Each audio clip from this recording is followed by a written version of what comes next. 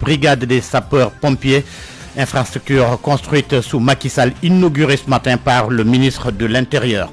À suivre, l'actualité internationale, Mohamed Ali Mouba, les sports JO Paris 2024 en judo. Mbagnick Ndiaye éliminé en 8e après son entrée en matière réussie. Le journal des Jeux Olympiques avec Cheikh Tidiane Diagne. Aliouba assure la partie technique de ce midi. Bienvenue à toutes et à tous.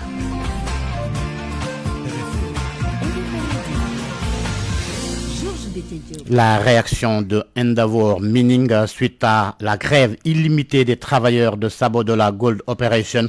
Réaction musclée, même si la direction dit prendre acte. Dans un mail adressé à tous les travailleurs, le vice-président se désole de la situation et menace de suspendre temporairement les contrats des grévistes. Il les invite d'ailleurs à libérer les logements. Ibrahima Diébakhate. Dans un mail envoyé à tous les employés, le vice-président en charge des opérations Sénégal de Endeavour Mining informe que la direction a pris acte de la décision des employés d'exercer leur droit de grève. Cependant, Laurence Manchengwana regrette une telle décision en dépit de la qualité du dialogue social et les efforts de toutes les parties pour trouver une issue favorable au préavis de grève transmis à la direction le 30 juin dernier par les délégués du personnel.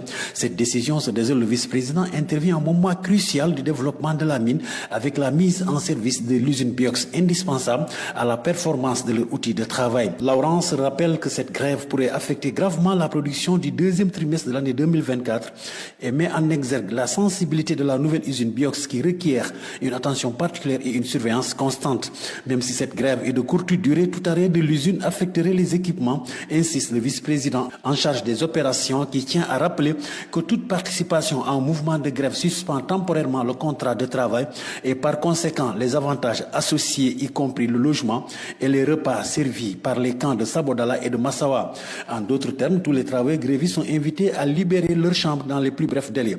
D'ailleurs, des bus seront mis à la disposition des travailleurs grévistes pour le transport vers leur lieu de résidence à compter de ce jour, ceci pour assurer la sécurité des travailleurs. Et Manchengwana de conclure que les prochains jours seront décisifs pour envisager une rapide reprise des activités.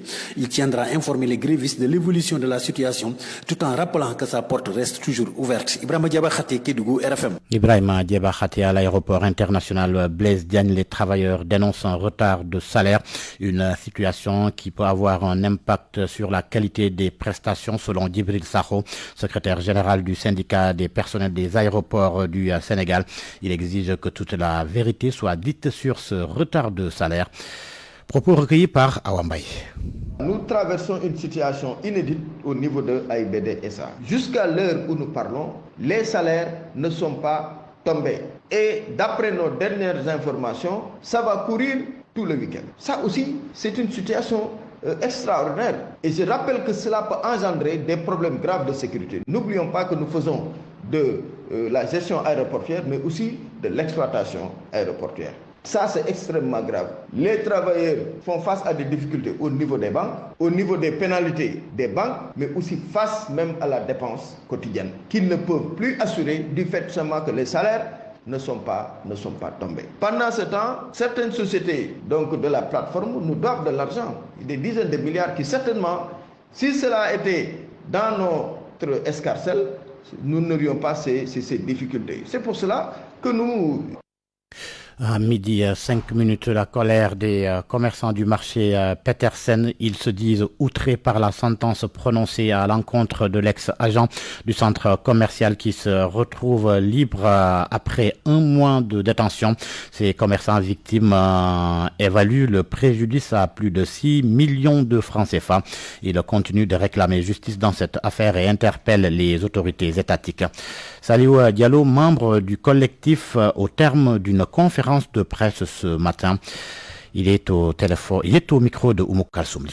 Ce jour-là, je suis resté jusqu'à 20h. Quand je rentre, j'ai constaté qu'un étranger est en train de verser ma propre marchandise qui m'appartient à moi personnellement. C'est après que j'ai appelé ce gars, j'ai dit il faut appeler la police. Parce que moi, j'ai vu un gars qui est en train de déverser ma marchandise. C'est après que le gars là, Cheikh Mbak, a appelé à la police. On les a saisis, ils sont venus, ils ont fait les constats. Que ce gars était en train de déverser la marchandise en dehors du tribunal de Rebeuss. Je il a fait le point de presse, il a constaté les faits. Et après de cela, on a porté plainte à la police. La police a fait, ils ont arrêté un gars nommé Massamba Mbaye. Il a été en détention pendant 1 mois et quelques jours. À notre grande surprise, le jour du procès, avec toutes les preuves qu'on a montrées à la tribunal, on nous dit qu'il est libéré purement et simplement. Et nous, comment on va faire avec notre marchandise qui ne nous appartient pas? C'est pour la marchandise nous appartient parce que c'est à notre facture. Mais d'ailleurs, il y a des gens qui ont des crédits à la banque. Moi, personnellement, j'en ai. Lui, il en a. D'ailleurs, le gars même qui vous a dit qu'il est parti à Touba, il a des crédits. Il a des crédits qu'il ne peut pas payer. Ce que nous ne pouvons pas comprendre dans ce Francfort, c'est un élément qui n'est ni de la police, ni de la gendarmerie, ni des services d'hygiène, qui se constate de confisquer de la marchandise, que justice soit faite. Parce que nous ne sommes pas satisfaits de cette procès qui s'est passé actuellement. C'est pas une petite somme, c'est des millions. Conférence de presse conjointe depuis 10 heures de la Confédération des syndicats autonomes du Sénégal et de l'Union nationale des syndicats autonomes du Sénégal. La rencontre qui se tient à la maison des travailleurs Ribania et Diadi porte sur le thème halte à la précarisation des emplois et à la violation des libertés syndicales. RFM, la radio de toute l'actualité. La vague migratoire reprend de plus belle. Rien que cette semaine, plus de 500 candidats à l'immigration irrégulière ont été arrêtés entre Dakar et Saint-Louis. Dernière opération en date, celle de la brigade territoriale de Yen qui a interpellé 4 candidats à l'immigration irrégulière mercredi dernier. Anna Rocha. C'est la dernière opération d'une semaine en mer bien chargée pour les forces de l'ordre. Mercredi, 4 candidats à l'immigration irrégulière ont été interpellés par la brigade territoriale de Yen, Verkel. 2 Sénégalais, un Guinéen et un Gambien qui étaient en escale dans la commune, mais dont la destination pour le départ était Mbour selon nos informations. Mais déjà, mardi 29 juillet, dans la soirée, la Marine nationale sénégalaise avait arraisonné à 140 km au large de Dakar une pirogue de migrants transportant 111 personnes. La majorité des Sénégalais, mais il y avait aussi des Gambiens et des Guinéens. Le même jour, une autre pirogue partie de Bargny cette fois-ci a été interceptée à plus de 200 km au large de Saint-Louis. La pirogue transportait 213 candidats à l'immigration irrégulière, dont 63 Sénégalais, 44 Gambiens, 93 Guinéens et 13 Maliens. Toujours, durant cette même journée du 29 juillet, la base navale Nord a interpellé à hauteur de la Langue de Barbarie 189 candidats, majoritairement de nationalité sénégalaise et gambienne, selon la Marine nationale sénégalaise. En 48 heures, selon les données recueillies, 513 candidats à l'immigration irrégulière ont été arrêtés. L'affaire de l'altercation qui a fait mort d'homme en juin dernier à Touba Ngayen dans le département de Malem Hodar.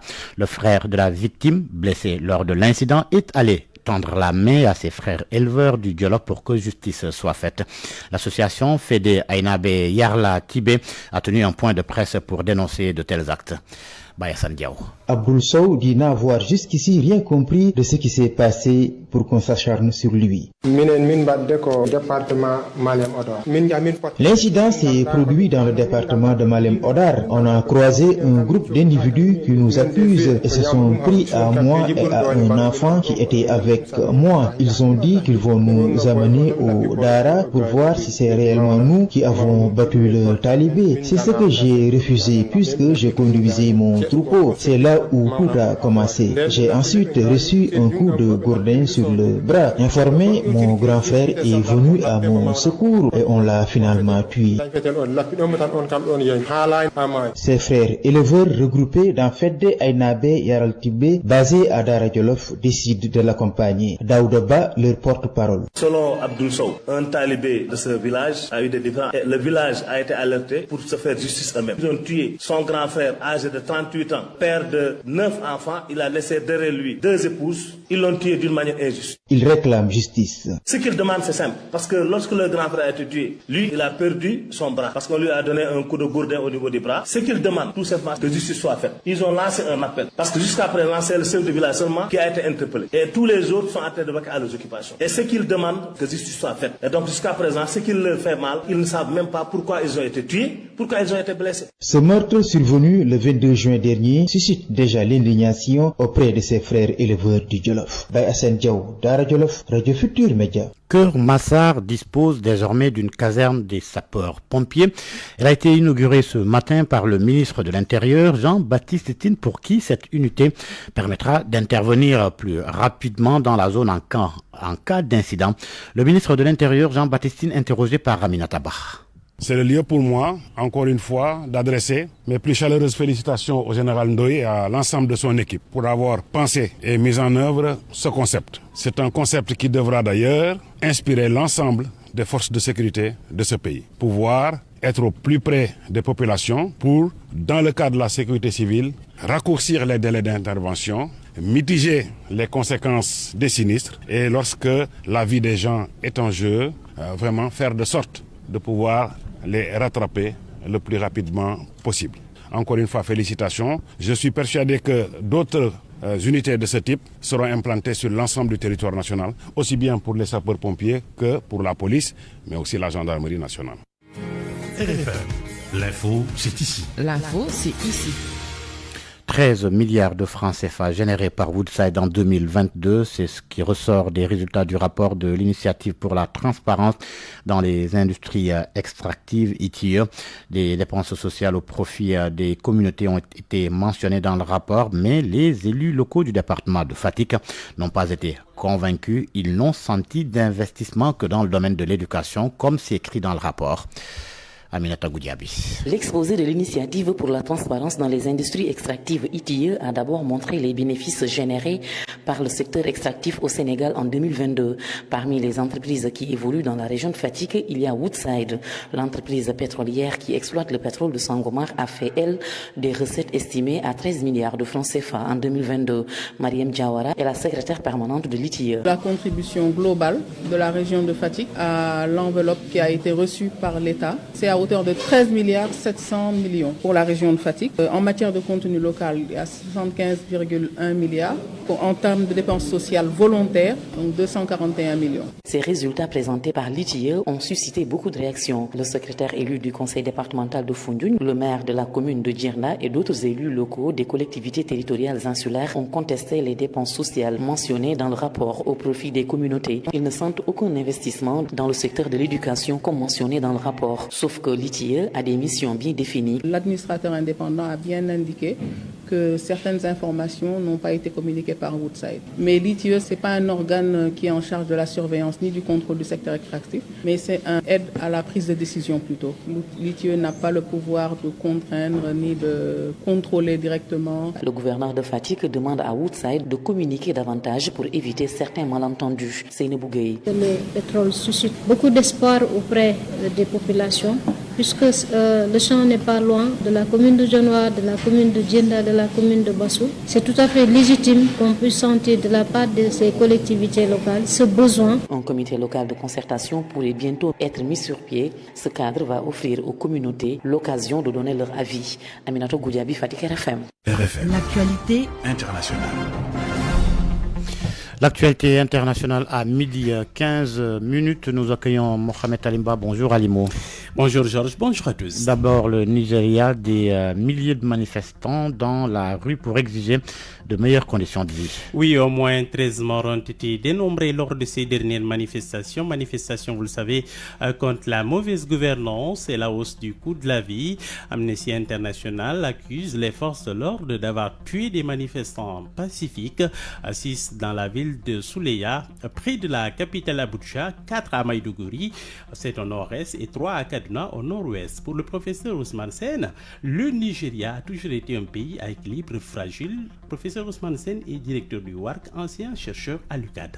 Quand le Naira ne se tient pas bien, quand au niveau de l'emploi il y a des problèmes et qu'il y ait la surenchère au niveau du coût de la vie, mais à partir de ce moment, effectivement, vous avez des débordements que vous venez de voir. Il faut aussi tenir compte d'un facteur. Le Nigeria a toujours été bouillant pour des situations de ce genre-là. Et ça, ce qu'on vient de vivre, ce n'est qu'une manifestation plus visible ou peut-être plus violent d'une situation qui n'a jamais quitté le Nigeria. N'oubliez pas l'histoire du Nigeria. L'indépendance, c'est coups d'État répétitifs et répétés avec les généraux de l'armée. Progressivement, avec Obasanjo, une situation à peu près acceptable. Le fléau du pétrole, vous vous rappelez Ken Saro-Wiwa, cet écrivain qui a longtemps écrit par rapport à ces questions-là. Vous aviez aussi du temps du général Gowon, le problème du Biafra, et justement, cette question du Biafra n'est pas éteinte. Elle est toujours là. Elle est toujours là, et il y a des gens qui activent dans ce sens-là. Tout ça, ça fait, si vous voulez, une combinaison assez explosive. Pas en plus de ça, le divide, c'est-à-dire le clivage entre le nord et le sud, le nord essentiellement musulman, et le sud avec les Yoruba et les Igbo composés de chrétiens. Tout cela, ça fait un ensemble qui n'est pas facile à gérer. Mais qu'est-ce qui fait que malgré le pétrole, on ait du mal à mettre fin aux inégalités? Problème de redistribution des ressources apparemment. Il y a un problème de redistribution du pétrole et il y a un problème aussi de négociation de la question du pétrole à l'époque. Échange historique de prisonniers entre les États-Unis et la Russie. Oui, en vertu de cet échange historique entre les deux pays, plusieurs prisonniers américains et russes libérés hier. Les ex-détenus sont arrivés justement ce vendredi matin dans leurs pays respectifs. Voici le récit de Nafissatou Silla. Les ex-détenus sont arrivés à bord d'un avion qui s'est posé un peu après 3 heures du matin sur la base militaire d'Andrews, près de Washington, où ils ont été accueillis par le président Joe Biden, la vice-présidente Kamala Harris et leurs proches. Le premier a foulé le sol américain, l'ancien marine Paul Whelan, qui a passé 6 ans dans une prison russe pour espionnage. Le deuxième à sortir de l'appareil, Evan Gershkovich, le journaliste du Wall Street Journal, arrêté il y a plus d'1 an pour espionnage également. Il avait été condamné il y a 2 semaines à 16 ans de prison. Ils étaient suivis de la journaliste russo-américaine Alsu Kourmacheva ainsi qu'un activiste détenteur d'une carte verte, Vladimir Karamursa. La scène a été retransmise en direct sur les chaînes américaines. Un jour historique et un jour heureux selon RFI. Un jour historique selon Joe Biden qui dans quelques mois doit terminer son mandat. Au total, 10 Russes dont 2 mineurs ont été échangés contre 16 Occidentaux et Russes emprisonnés en Russie lors d'un échange réalisé sur le tarmac de l'aéroport d'Ankara en Turquie. Les services de renseignement turcs ont mené à Ankara l'opération d'échange de prisonniers la plus importante de ces derniers temps. Et pour Joe Biden, c'est la fin de leur calvaire. Il s'est exprimé lors d'une conférence de presse à la Maison-Blanche avant de se rendre à la base militaire entouré des familles des prisonniers libérés. Moscou aussi a accueilli ces prisonniers. L'accueil était en grande pompe et c'était Vladimir Poutine en personne qui les a reçus, ces 8 prisonniers russes détenus aux États-Unis et dans plusieurs pays européens. Nafissatou Silla, merci. La Turquie qui restreint l'accès au réseau social Instagram sans justification après des accusations de censure d'un haut responsable turc contre la plateforme américaine. Un responsable turc avait vivement critiqué mercredi dernier la plateforme affirmant que celle-ci empêchait les gens de publier des messages de condoléances pour, je cite, le martyr du Hamas, Ismail Haniyeh, tué, vous le savez, dans une attaque israélienne menée en Iran. Merci Mohamed Ali Mouba. RFM Sport.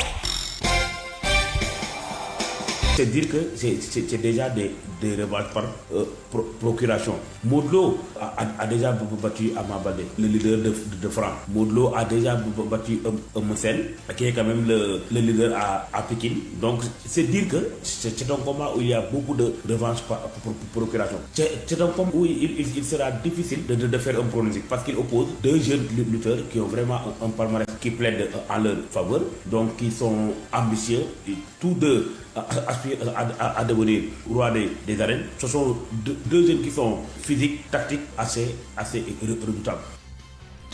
Football, Malal, Monaco, une très bonne destination pour le jeune international sénégalais Lamine Camara. C'est le point de vue de coach Cheikh Omar Aïdara, consultant également. Il estime que l'AS Monaco est une équipe qui peut permettre à Lamine Camara d'évoluer et de progresser au niveau de sa carrière, surtout qu'il aura 2 autres Sénégalais pour bien l'encadrer et il va découvrir également la plus prestigieuse des compétitions qu'est la Champions League. Cheikh Omar Aïdara, que nous écoutons. Aujourd'hui, il va poursuivre cette belle carrière avec l'AS Monaco, qui se trouve être une équipe dans l'élite de la Ligue 1 française et qui va effectivement jouer la Ligue des Champions. Je pense que c'est une très bonne destination pour le gamin. En plus de cela, il vient dans une équipe où il va retrouver ses compatriotes sénégalais, notamment Crépin Diatta, Ismail Jacobs, comme quoi son intégration sera très rapidement effective. Et ça, c'est important. Si vous arrivez dans un club où vous êtes bien accueilli, donc vous vous sentez déjà chez vous, c'est très important. Ça impacte sur la psychologie du joueur, ça impacte aussi sur le niveau de progression et le niveau d'adaptation. Je pense que ça, c'est des éléments qui vont justifier donc le bon choix qu'il a fait. On a vu déjà l'accueil qui lui a été réservé par ses compatriotes et coéquipiers sénégalais avec qui il joue en équipe nationale. Je pense que ça ne fait que enrichir un peu le potentiel ou bien, si vous voulez, donc le grenier de footballeurs sénégalais qui se trouve dans cet effectif-là. Et ça ne sera que bénéfique pour lui. C'est vrai qu'il est encore dans un circuit d'apprentissage. Il a besoin d'être épaulé par des joueurs beaucoup plus expérimentés que lui. Et Crépin, quand même, quoi qu'on dise de même que Ismail Jacobs, sont dans ce club depuis quelques années, ce qui fait qu'ils pourront l'aider dans le cadre de sa progression. On lui souhaite une très belle carrière, très bonne saison avec l'AS Monaco qui va effectivement jouer la Ligue des Champions. On parle à présent du tournoi de football qui regroupe les institutions de financement du Sénégal. On en est à la 5e édition et la finale aura lieu demain samedi au stade de Ngor. C'est les joueurs de l'institution Cofina qui vont croiser en finale l'équipe de Mekap, une finale prévue à 16h30. Les travailleurs donc de ces institutions qui ont décidé de quitter les bureaux, de quitter les comptes bancaires pour aller se tester sur le terrain pour voir qui est le meilleur. Basket également, on va jouer demain samedi la finale de la Coupe du Sénégal chez les dames à 18h à Marius Ndiaye. L'AS Ville de Dakar va croiser la vieille dame, la Jeanne d'Arc de Dakar, Georges. Merci Malal Junior Diagne, c'était la page des sports. La presse de ce vendredi 2 août 2024, lecture et commentaires, Mohamed Ali Mouba. Bonjour. À la une, Sonko suspend encore des opérations foncières. Alors que le rapport sur l'occupation des terres du littoral de Dakar n'a pas encore été rendu public, l'État du Sénégal a décidé de garder le pied sur le foncier et non sexuellement le journal Le Quotidien. Il a pris une nouvelle mesure, Ousmane Sonko, en gelant toutes les opérations foncières à certains endroits, selon une note de la Direction générale de la surveillance et du contrôle de l'occupation du sol d'Escos. C'est sur une période de 3 mois. Le journal relève que la mesure touche les lotissements BOA, hangar des pèlerins, lotissement Recasement 2, aéroport de Dakar, le site Terme Sud, le pôle urbain, Yaksao, Bambilor, pôle urbain de Denis Biram Dao sur le TF 14337R, à l'intérieur, le site de Pointe-Sarène pour la zone hors Sapco. Libération nous dit que la DESCO cible en fait Dakar, Mbour et San. Lui, curieusement, ce sont les mêmes zones ciblées. En avril, il rappelle Busby les jours. Direct News avertit, la suspension des travaux sur les sites ne sera pas sans conséquence pour le monde du travail. Les pertes d'emploi seront énormes. Les entrepreneurs, artisans et tous ceux qui tiraient leurs ressources financières de ces chantiers ne donnent plus du sommeil du juste. Ils se posent moult questions sur leur avenir prochain. L'observateur ne dit pas autre chose. Cette nouvelle mesure du Premier ministre va avoir des conséquences désastreuses. Des milliers de jeunes vont aller au chômage, indique un économiste interrogé par le journal. Les BTP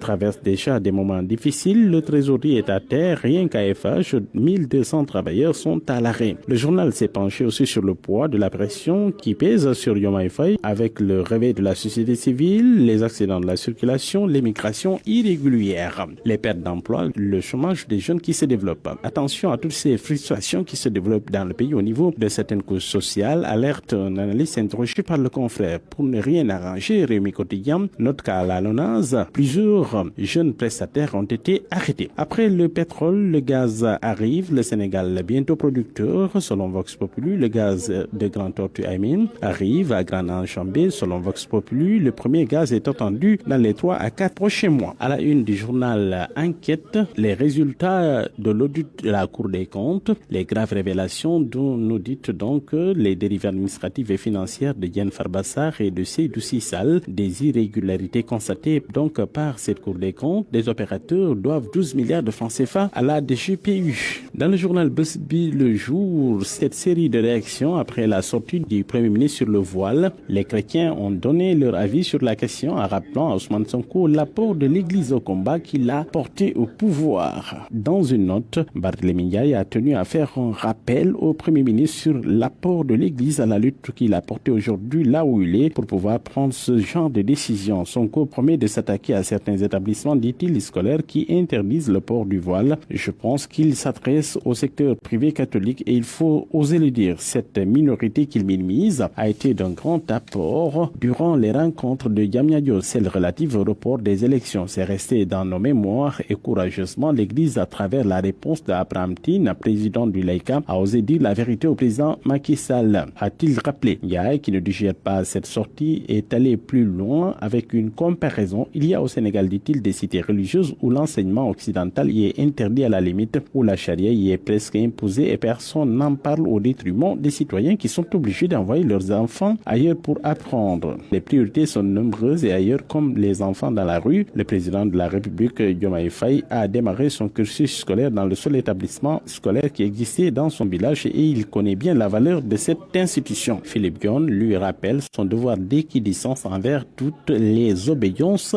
religieuses. Mais l'association Mour Saïkir applaudit en phase avec le discours du Premier ministre. À la une du journal Le Soleil se focus sur la Falémé à l'agonie, bombe écologique et péril sécuritaire. Le journal pointe 2 rapports scientifiques qui alertent sur des tensions communautaires latentes là-bas. À la une du journal L'Observateur, Youssou N'Dour qui se livre sans détour. Il dit il y a une nouvelle Afrique avec de jeunes leaders qui n'accepteront plus le dictat de qui que ce soit. Youssou N'Dour a parlé d'émigration clandestine, tourisme, développement de l'Afrique, entre autres, à lire à la page 5 du journal L'Observateur. Bonne nuit à tous. Merci Mohamed Ali Mouba pour cette revue de presse. Il est midi 30 minutes, c'est la fin de cette édition. Merci de nous avoir suivis. Merci à Ali Ouba et à Amadi Ndiaye qui étaient à la partie technique. 13h, retrouvez Barthélémy Ngom pour le journal en Wolof. Excellente suite des programmes sur Radio Futur Média. Tout de suite, le journal des JOJ Paris 2024. Cher Tidiane Diagne.